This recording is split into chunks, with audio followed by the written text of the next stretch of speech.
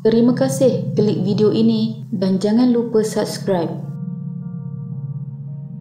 Kehilangan seorang anak muda berusia 21 tahun yang menjadi kebimbangan keluarganya tidak disangka rupa-rupanya menjadi mangsa komplot membalas dendam yang keji dan hina seorang lelaki yang merupakan suspek lelaki pertama dalam kes ini. Komplot tersebut telah dirancang dengan teliti oleh suspek yang menjadikan seorang janda sebagai umpan untuk membawa mangsa keluar dari kampungnya di Raub Pahang. Walaupun mayat mangsa sehingga kini tidak dijumpai, namun mahkamah telah menjatuhkan hukuman mati kepada suspek-suspek yang bertanggungjawab dalam kes ini. Jadi, apa sebenarnya yang telah terjadi? Ini adalah kisahnya. Pada 29 Ogos 2016, mangsa Muhammad Fairul Hakimi Mokhtar berusia 21 tahun telah pergi ke Kuala Lumpur menaiki bas. Menurut ibu mangsa Nur Fauziah Jamalham, mangsa telah meminta izin ke Kuala Lumpur untuk mencari kerja serta menemui teman wanitanya yang baru dikenali. Mangsa dan teman wanitanya itu yang seorang janda telah berkenalan menerusi media sosial dan pertemuan ini akan menjadi pertemuan mereka yang pertama di alam nyata. Ibu mangsa memberitahu yang mangsa merupakan anak ketujuh daripada 8 beradik, adalah seorang yang lurus dan mudah percaya kata orang selain buta mata sebelah kiri selepas terbabit kemalangan ketika berusia 12 tahun, dan disebabkan itulah ibu mangsa pada mulanya tidak bersetuju dengan kemahuan anaknya untuk ke Kuala Lumpur bagi menemui teman wanitanya itu kerana bimbang jika perkara buruk berlaku ke atasnya. Bagaimanapun mangsa tetap berkeras untuk pergi, dan kerana tidak mahu mangsa berkecil hati, ibunya memberikan keizinan untuknya ke Kuala Lumpur dengan syarat dia menghubungi keluarga untuk memaklumkan keadaan dan lokasinya. Sebaik tiba di sana, mangsa telah dihantar ke stesen bas Raub untuk ke Kuala Lumpur oleh ayahnya Mokhtar Tan, dan sepatutnya bermalam di rumah abangnya di Kelang, Selangor sebaik tiba di ibu kota. Namun pada malamnya, mangsa yang sepatutnya telah tiba di Kuala Lumpur tidak menghubungi keluarganya seperti yang disyaratkan, telah menimbulkan rasa kebimbangan. Lebih-lebih lagi apabila abang mangsa memaklumkan yang Muhammad Fairul tidak tiba di rumahnya pada hari yang dijanjikan, malah telefon bimbitnya juga gagal dihubungi. Keluarga mangsa kemudian bertindak mencari mangsa dan menyiasat misteri kehilangannya, bermula dengan menjejaki teman wanita mangsa. Dari hasil siasatan mereka, teman wanita mangsa iaitu suspek perempuan dalam kes ini, Siti Nur Asiah Abdul Wahab, rupa-rupanya telah diupah oleh suspek lelaki pertama dalam kes ini iaitu Muhammad Zulhiami Mat Darus yang dikenali sebagai Zul, yang berasal dari kampung yang sama dengan mangsa. Suspek lelaki pertama dilaporkan pernah menetak abang mangsa, dan walaupun kes itu pernah dilaporkan kepada pihak polis, namun tiada tindakan yang dikenakan kepada suspek. Kali ini suspek telah berdendam dengan mangsa sehingga sanggup mengupah Siti Nur Asiah untuk mengumpan mangsa keluar dari kampungnya. Siti Nur Asiah yang mempunyai hutang ahlong telah menerima bayaran dari Zul untuk melakukan peranannya bagi membawa mangsa ke Kuala Lumpur, dan dia telah mengupah seorang kawannya iaitu suspek lelaki kedua Muhammad Rahmat Nazaruddin untuk membantunya. Pihak polis yang telah menerima laporan dari keluarga mangsa pada mulanya telah berjaya menangkap Muhammad Rahmat Nazaruddin terlebih dahulu, dan dari hasil siasatan polis bersama suspek telah mendedahkan komplot penculikan mangsa sehingga membawa kepada kematiannya. Dan tidak lama selepas itu, pihak polis berjaya menangkap Siti Nur Asiah dan Zul.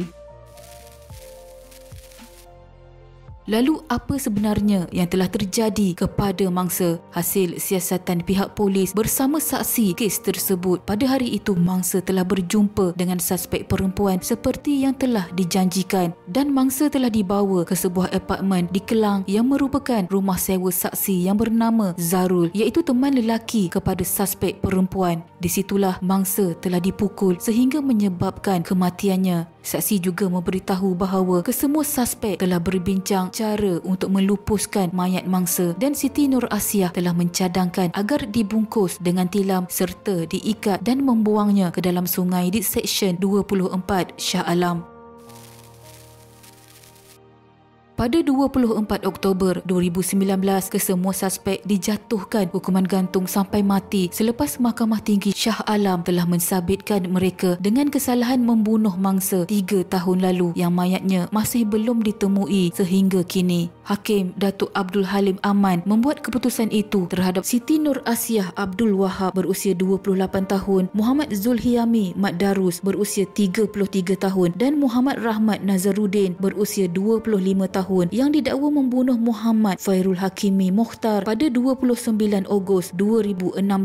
Abdul Halim ketika membaca keputusannya berkata pembelaan ketiga-tiga tertuduh secara keterangan bersumpah dalam kandang saksi adalah berbentuk rekaan dan penafian semata-mata. Abdul Halim turut menyifatkan perbuatan dilakukan semua tertuduh adalah kejam, teruk dan tidak berperi kemanusiaan selain perbuatan itu dilakukan dengan niat mematikan mangsa. Berikutan itu, Abdul Halim memerintahkan semua tertuduh digantung sampai mati mengikut Seksyen 302 Kanun Keseksaan seperti tuduhan dihadapi mereka. Berdasarkan pertuduhan, Muhammad Zulhiami dan Siti Nur Asiah didakwa bersubahat bersama Muhammad Rahmat membunuh Muhammad Fairul Hakimi antara jam 12.30 tengah malam hingga 1 pagi pada 29 Ogos 2016 di sebuah pansapuri di Jalan Datuk Yusof Shahbuddin 3, Taman Sentosa, Kelang. Muhammad Rahmat juga turut didakwa membunuh Muhammad Fairul Hakimi pada jam 4 pagi di lokasi dan hari sama.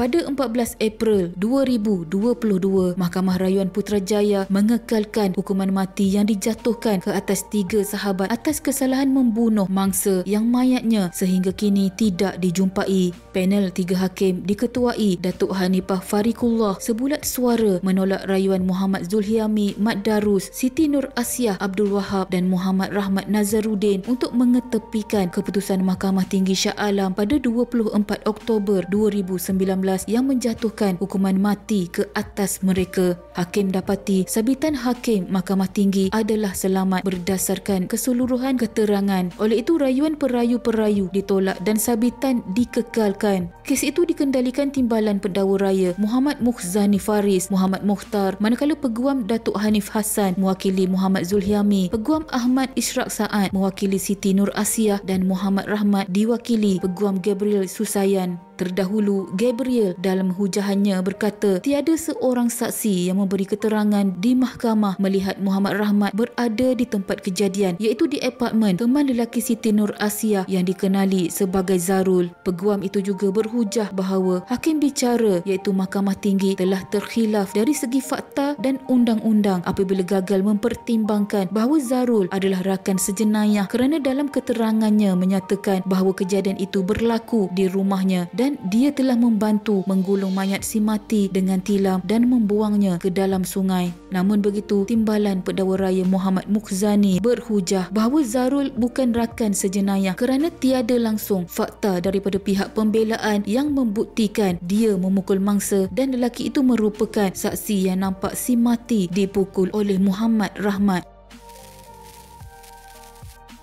Oleh itu, Mahkamah Rayuan telah menetapkan yang kesemua suspek tetap dihukum mati atas perbuatan mereka. Walaupun mayat mangsa tidak dijumpai sehingga kini, syukurlah keadilan berjaya ditegakkan. Niat mangsa yang hanya untuk berjumpa cintanya tetapi berakhir dengan tragedi. Takziah kepada keluarga mangsa yang kehilangan insan disayangi. Sama-sama kita hadiahkan Al-Fatihah kepada mangsa. Allahyarham Muhammad Fairul Hakimi Mokhtar. Semoga rohnya dicucuri rahmat Allah dan dimasukkan ke dalam golongan hamba-Nya yang beriman. Sekian.